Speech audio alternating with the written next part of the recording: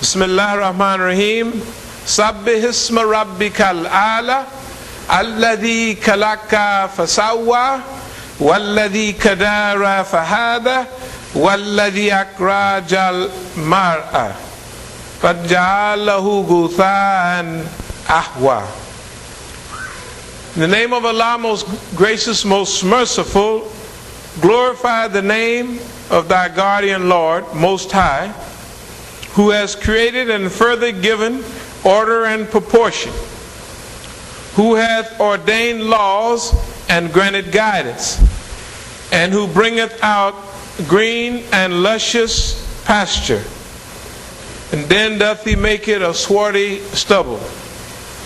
This is a very critical, as all of them are in the Quran, from Surah Allah, the Most High. So, of course, it's saying glorify the name, Sabbih isma rabbikal a'la, the name of your guardian Lord, Most High, who created. Alladhi khalaqa. That means Allah created everything. The creation of this whole universe was no problem for Allah Most High. That Allah not only created everything, that Allah knows and understands everything. Every leaf that falls from a tree at this very second, Allah knows it, because Allah has always known every tree, every drop of water, and everything that is. Allah have always known that, because Allah always has been. The creation is new, but Allah is not old, and Allah is not new, and Allah always has been and always will be. And it's very difficult for the human being to comprehend a being that has no beginning and no end, and knows everything all at the same time about everything. When it came into being, when it will go out of existence, who will go to hell and who will gain the hellfire. So Allah is Al-Khaliq, the creator. Then Alladhi khalaqa fasawwa, that Allah gave order and proportion and a structure to everything.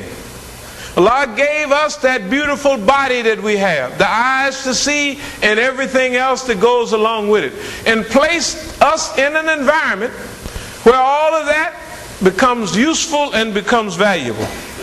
And He hath ordained guidance. Alladhi qadara fahada. Qadara from qadar. Allah, the power of His creation.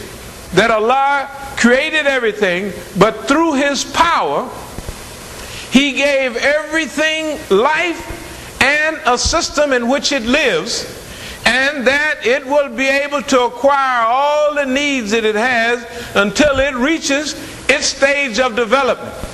And Allah knows who will reach their time of completion, who will fall short of it, but there's no possibility of actually falling short, because this idea of qadr, the power, they call it predestination in the West, that everything is predetermined.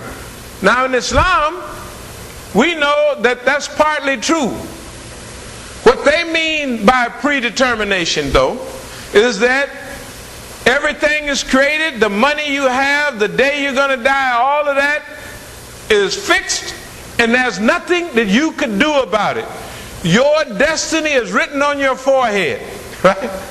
Now, for Allah, that's true. But for you and I, we have ability, we have intelligence, we have something that Allah has given us. We will gain hellfire or we will gain paradise according to what we do with what Allah gave us.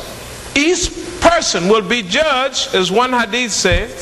The hadith say, Ibn Umar radiallahu anhu reported that the Messenger of Allah sallallahu alaihi wasallam said everything is according to a measure, that is according to a taqdir.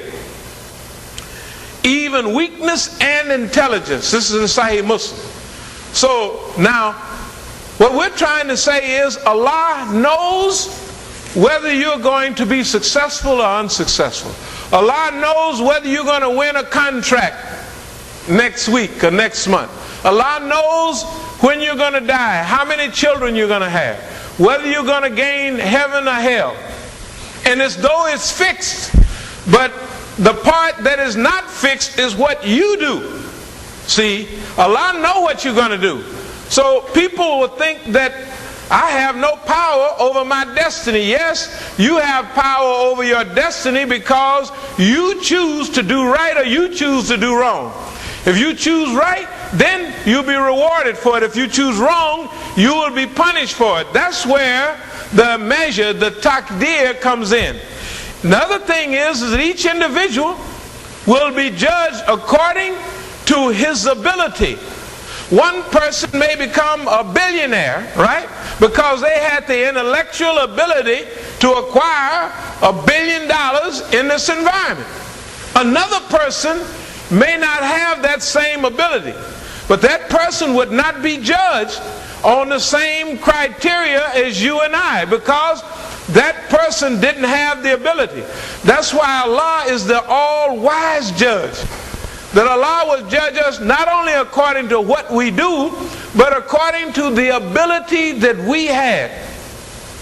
So I had the ability to do 100 goods, and I did 50. Allah will judge me according to that. Someone else had the ability to do 60 goods, right? And they did 40. So they did better. You see what I mean? So Allah knows our strengths and weaknesses. That's why the hadith said that Allah ordained everything, even intelligence and strengths and weaknesses. What does that mean to us today? It means that we live in a historical period. What I'm trying to reach to is that Allah has ordained laws, granted guidance, and Allah fixed a term for everything. And everything will happen just like a ripe fruit when it's ripe on a tree, right? And then it falls. I want to bring that to the point of the life in which we're living right now. I want to bring it actually to Islam. And Islam as of today. Many people look at the news, they listen to the radio, they get on the internet, and many things that are happening to Muslims are a surprise to them, and they wonder why would the whole world be against Islam and Muslims at this time. But why at the same time that everybody is against us, Islam is still growing, still developing. And they're using their most sophisticated fitna and military against the Muslims all over the world. Why is Islam still growing? Why is it still developing? Right? Why are we still on the move? It is because when Allah has written something, right, that thing is going to happen.